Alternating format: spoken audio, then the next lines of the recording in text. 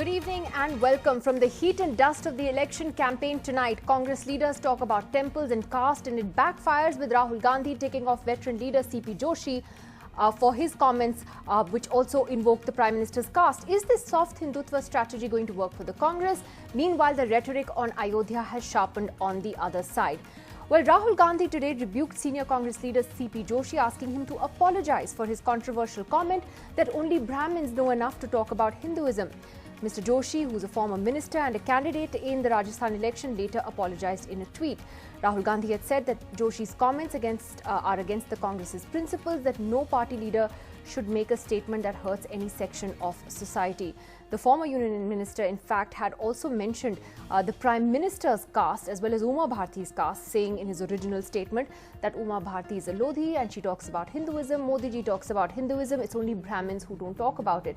Separately and also controversially, CP Joshi had also said in a program conducted by a TV channel on a panel that only the Congress and the Congress's prime ministerial face can build a Ram temple.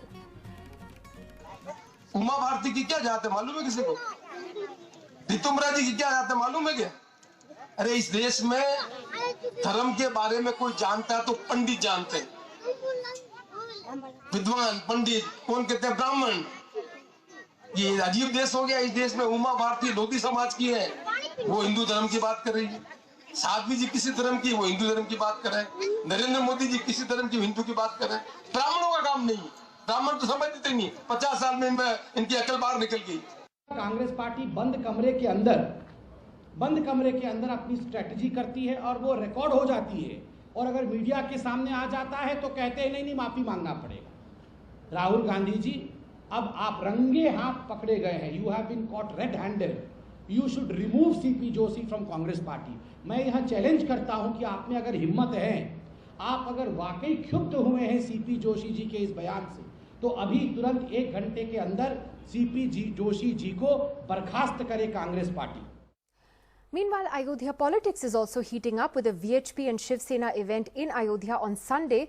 Today, Sena MP Sanjay Raut made a hugely controversial statement saying the Babri Mosque was demolished in 17 minutes. How long will it take to draw up an ordinance? 17 minute में बाबरी तोड़ दी, time लगाकर 17 minute में। जो सालों साल से वो कलंक अयोध्या को लगाता, वो 17-18 मिनट में, आधे घंटे में जो करना था राम भक्तों ने कर दिया। तो कागज बनाने में कितना टाइम लगता है? कागज बनाने में, कानून ऑर्डिनेंस अगर आप बात करते हो, राष्ट्रपति भवन से लेकर उत्तर प्रदेश के विधानसभा तक बीजेपी की ही सरकारें हैं। राज्यसभा में भी ऐसे बहुत से सांसद हैं अक्रॉस द पार्टी लाइन जो राम मंदिर के साथ खड़े रहेंगे। आप देखिए, हाँ, डर कर भाग जाएंगे। जो विरोध करेगा उसको देश में घूमना फिरना मुश्किल होगा। So soft Hindutva on one side and hard Hindutva on the other. Joining us here in the studio is political analyst and lawyer Deshratan Nigam, Swati Chaturvedi, journalist and author, joining us this evening. Juhi Singh, spokesperson of the Samajwadi Party, Vivek Reddy, spokesperson of the BJP, and will be joined by the Congress's Manish Tiwari shortly. Swati, let's first talk about what happened with CP Joshi today and how that's playing out for the Congress party. There are two remarks of his that have created headlines. One, of course, is the one that Rahul Gandhi asked him to apologize for, where he also, very controversially spoke about Prime Minister Modi's caste. But also the other one where he said that only a Congress PM can build a Ram temple. That again gives you a sense about how the Congress is trying so hard to play that Hindutva card, but can it succeed as a sort of a B team of the BJP in that?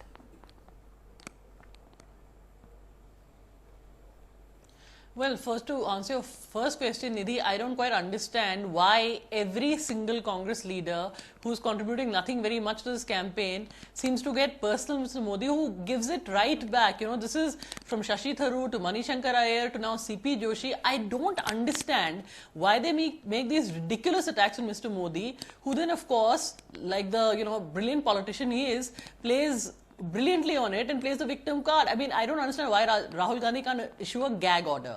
Second, your second question, I mean, what I don't quite understand what the Congress's point of being a, sort of Me Too light Hindutva party is.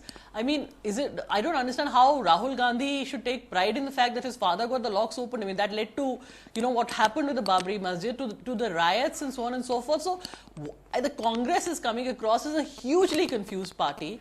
And I don't understand, frankly, what alternative they're offering the country at the moment, except, Me Too, lighter, Hindu light version. When you have, BJP, why would people not want that?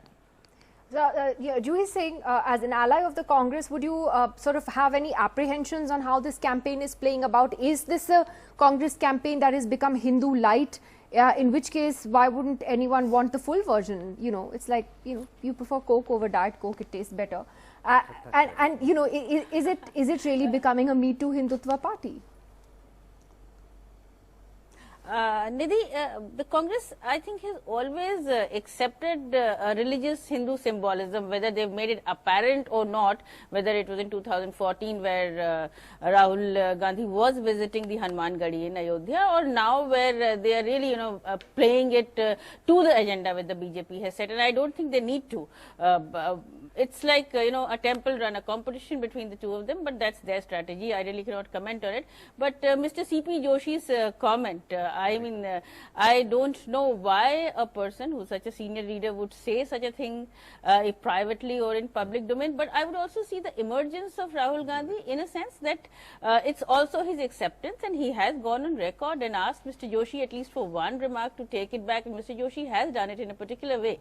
Yes, he is taking stand. So maybe I don't know how this is going to play out with the Congress, but yes, it does come across as a little confused, especially as it has always been a part of the agenda of the Congress, to take this path of soft Hindu. Some statements are quoted out of context of Manmohan Singh or Dr. Manmohan Singh, but it hasn't been as if it's not been a party which embraces Hinduism. But it's important that, look, as a Congress ally, and probably one of its more important allies, you are saying that even you're saying they sound a little confused. And the fact is, Rahul Gandhi may have been to a couple of temples earlier, but he's being far more aggressive and in your face with it. I mean, if you look at the Congress manifesto in Madhya Pradesh, for example, it's talks about Gaushalas in every village, development of religious places on the Narmada River, Shiv Bhakt posters that had come up, Shiv Bhakt Rahul, etc. So there is clearly a marked shift in how the Congress is doing its campaign, and as you, the SP, say, the Congress doesn't need to do that. Mr. Nigam, let's first talk about C.P. Joshi before I come to the hard Hindutva, which we saw the Shiv Sena putting on display, and what's going to happen in Ayodhya. Firstly, on the caste comments, even though he has apologized and has been told to apologize, is it something that's too late? In an election campaign, this is something, as Swati rightly said, Mr. Modi will seize on. Which he will at the appropriate time. But the fact remains, this is a well-crafted strategy, whether it is Manishankar Iyer, whether it is Shashi Tharoor or anybody else. It has, to the best of my intellectual capacity, I think it has an express consent from the High Command, allow these lower level leaders, if I can call them, to speak in a different voice. And then this is the first time I think Rahul has said something about C.P. Joshi retracting. Otherwise, he never said anything about what Shashi Tharoor ji said or Manishankar Iyer. Obviously, there was some confusion in Manishankar's case. And so they're trying to sail in two boats. Behind the doors... No, he expelled Manishankar Iyer. Behind the doors, you've taken it back. You've taken him back. Please remember that. Why would they sail in two boats? I mean, how does this help them? See, it does. They think it is helping. They think it is helping them, but it is not. But they say they are a Muslim party behind a closed doors. Outside, they try to be, the best of the Hindus. That is a wrong strategy, in my opinion. Take a stand. Don't try to sail in two boats. People are not fools, let me tell you. They are smart enough to figure out. Let me ask Manish Tiwari about that. Is the Congress sailing in two boats, Manish Tiwari? Is this deliberate, as Mr. Nikam seems to suggest, that Rahul Gandhi is actually giving orders from the top to party leaders to say stupid things, which they are forced to retract anyway? Is that what's happening here?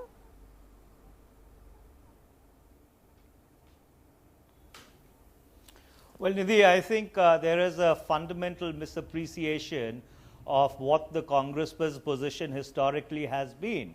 You see, the Congress has defined secularism in terms of Sarv Dharm Sambhav and Vasudev Kutumbakam that respect for all religions and the world is one family. And if you go back even to the times of Pandit Jawaharlal Nehru or later Mrs. Indira Gandhi, I didn't interrupt you, so therefore carry on, at least have the courtesy to listen to an alternative point of view. That question wasn't asked to you; the question was asked to me. So therefore, therefore, hold your horses. You don't need to jump in at the drop of a hat. So therefore, under those circumstances, the Congress has always believed that whatever people of India have faith in, it becomes our responsibility to reflect those sensitivities, to respect those sensitivities, and it is not as if the Congress party has always focused upon a particular religion or a particular religious place of worship. If you look at the Punjab campaign, Mr. Rahul Gandhi had gone to Harmandir Sahib. In fact, he went to Harmandir Sahib even as far back as 2007, 2008, if I recall correctly from the top of my head. So therefore, that's been the dominant ethos of the Congress, that you have it's much respect more for visible all now, Mr. faiths, Tiwari. and you I show just read out the Madhya sensitivity Pradesh poll towards manifesto. the aspirations of the people. Development of gaushalas in every village, a Rampath, temples along the Narmada river, calling him a Shiv Bhakt. Do you also agree with CP Joshi that only a Congress Prime Minister can build a Ram temple? Because he said that.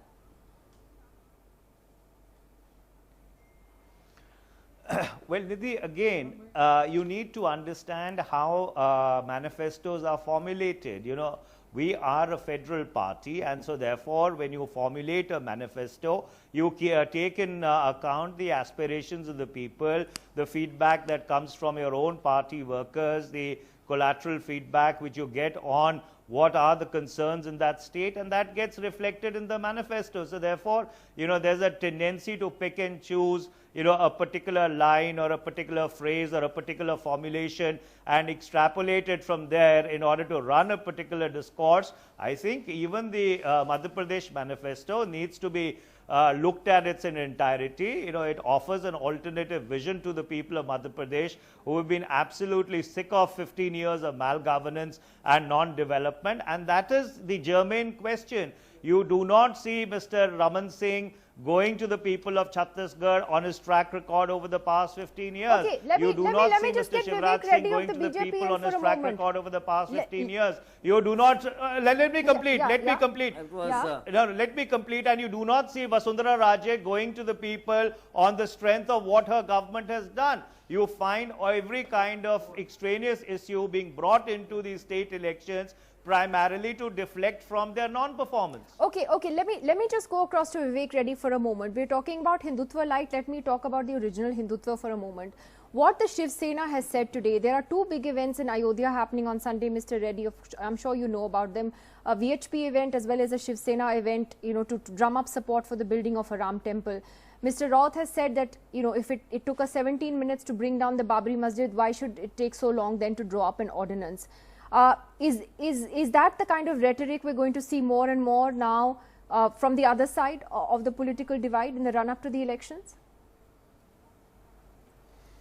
Yeah. Let me just, Nidhi, I'll just first answer the question that you have raised, and then I'll come back in reply to what Mr. Manish Tiwari said. First of all, I think the BJP has made it very clear that whatever we do will be within the constitutional framework and within the legal framework. So, therefore, even if an ordinance will be drafted or will not be drafted is not known at this instant.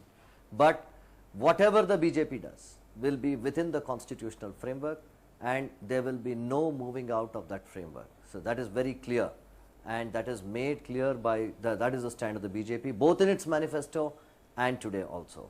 Whatever may be the statements made, still we adhere to this principle that we will go by the constitution. The second issue that Mr. Manish Tiwari was raising, it was really nice to listen to a wonderful lecture on secularism of the Congress. But what I want to ask Mr. Manish Tiwari is, which seems very surprising, that all these years you are talking about Vasudhaiva Kutumbakam and you are talking about the great principles of secularism. But what was the vote bank politics played by you all these years? And when we look at that vote bank politics, we find what the Congress did all these years was appease the minorities in order to gain votes is one thing. But now there is a sudden U-turn into soft Hindutva. Why was this U-turn taken, Mr. Manish Tiwari? That is because you feel that you are leaving behind the Hindus, and the Hindus are getting an impression that the Congress is leaving the Hindus, is desperately, is detaching itself from Hinduism totally and Hindu sentiments totally by its overzealous embrace of the other communities. So therefore, now they have taken a U-turn, and it is because of votes again. So what we see here is the lack of principle, the lack of ideas, and the Congress at its old game again, trying to play the different cards of caste and religion. So therefore, this sort of an approach shows total bankruptcy of ideas, and if this is the alternative vision that Mr. Manish Tiwari is talking about, I am very sorry. So far as Chhattisgarh and Madhya Pradesh is concerned, the decks are very clear. Mr. Reddy, the surveys have also is the BJP not talking about caste and religion? Leading. Yes. Which is why we're asking if the Congress is your sort of well, a light version of you all. We have only said that in this nation, it is not appeasement of minorities. That is not the only narrative. You have to have broader development of everybody. Okay, Manish Tiwari wants to come in, Mr. Reddy. You have to do something to them, no? Okay, Manish. There has to be some development. Manish.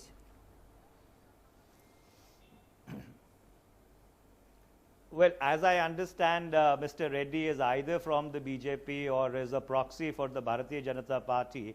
And it's very rich for the Bharatiya Janata Party to actually talk about vote bank politics, because essentially that's what they have practiced, that's what they have preached, that's what they've internalized over their entire journey ever since the BJP became the successor of the Jan Sangh. So therefore, insofar as the Congress is concerned, we do not practice vote bank politics or any bank politics. What we do practice is dead center pluralism, and dead center pluralism means that India is a heterogeneous country. It has different communities, different castes, different social realities, and as a pan-India party, it becomes our responsibility in order to take all that into our fold and articulate it, and that's what we are doing. Okay, I just want to ask Juhi Singh of the SP. Akhilesh Yadav has made a statement which sounds very alarming this evening, where he said the army needs to be called into Ayodhya on Sunday if needed. I mean, is that founded on genuine fears that something could happen on Sunday, or is this, again, a little bit of political rhetoric?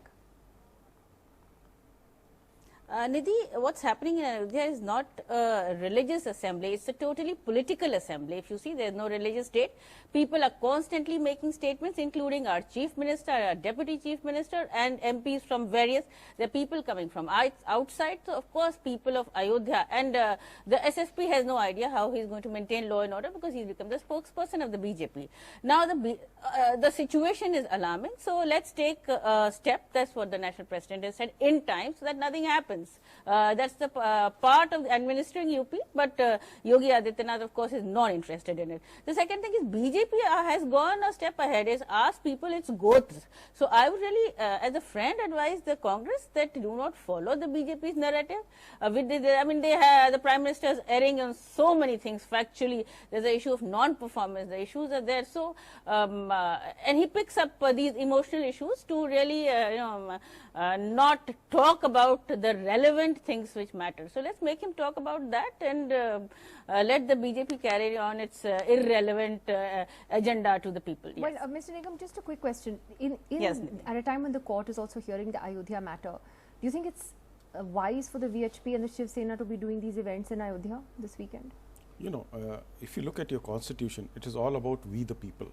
And if the movement comes and the movement is coming from below, that probably will go towards bringing an ordinance or a bill, as the case may be, and that would come through a constitutional and legally valid route, and that is what I think. But I'm talking about ratcheting tensions on the ground, the way that they have the potential of doing this. No.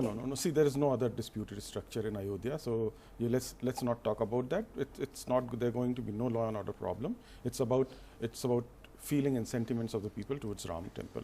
And secondly, the political narrative in India has changed, and from being minority appeasement to a broad-based politics where everybody is taken care of. You can't ignore Hindus, you can't ignore Muslims. That's the broad perspective it has come. Everybody has a right to resources, not only minority. And let me tell Mr. Manish Tiwari, there are only Jews in India who are the real Jews. There are no other Jews in India.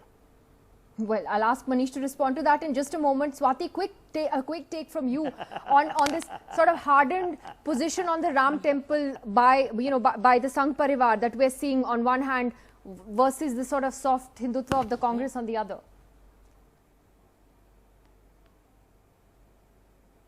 Well, Nidhi, I'd like to, I agree with Mr. Nigam that Mr. Modi has not ushered in a new India. There's been no Achhe Din, but he has certainly changed the politics of this country where it is not broad-based, it is just majoritarian. The Congress is only playing catch-up. The Congress has hundreds of issues, but for some bizarre reason, they're going in for this Hindutva light. They're going on talking about Janeudhari Brahmin. I just don't understand why. I mean, these are own goals they score and they hand over to the BJP. Now, when you say, I'm a Janeudhari Brahmin, then you are allowing Mr. Patra, a common friend, to ask what your gotra is. So, I mean, what kind of politics is the Congress playing? Mr. Modi has a very dismal track record. Why are they not focusing on that? Why again and again are they, going on this temple run, making all these claims? Like CP Joshi's statement today was ludicrous. What is the need for all this kind of nonsense? Manish Tiwari, you want a quick last word to what Mr. Nigam said there? He had a hearty laugh. Is that it? You're going to leave it at a hearty laugh? Anything to add to that? Well, to Mr. Nigam's point, no. Let me respond to that. To Mr. Nigam's point that first of all that they will bring in an ordinance or they'll bring in a bill. As things stand today, all that land is in the possession of the central government.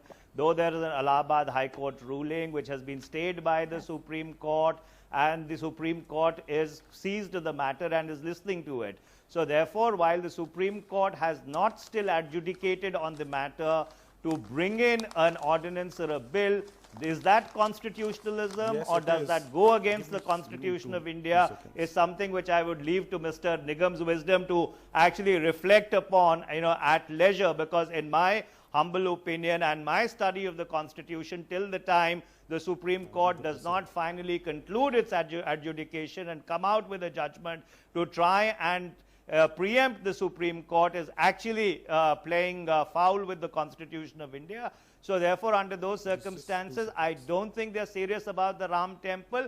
What they're only serious about is the rhetoric around the Ram temple, because they feel that is a happy diversion from their non-performance and from their complete malgovernance which has characterized their state governments. Let me remind Mr. Tiwari is the fact when Kaveri tribunal issue was pending before the court and government did bring ordinance. So there are precedents there, and I can cite you more precedents, but that's for another day. Well, all right. Thank you to our panelists for joining us tonight. As we said, it was Hindutva light versus Hindutva to the max, full-on Hindutva that we were talking about this evening. More of that to come in the next few weeks. See you again on Monday. Good night.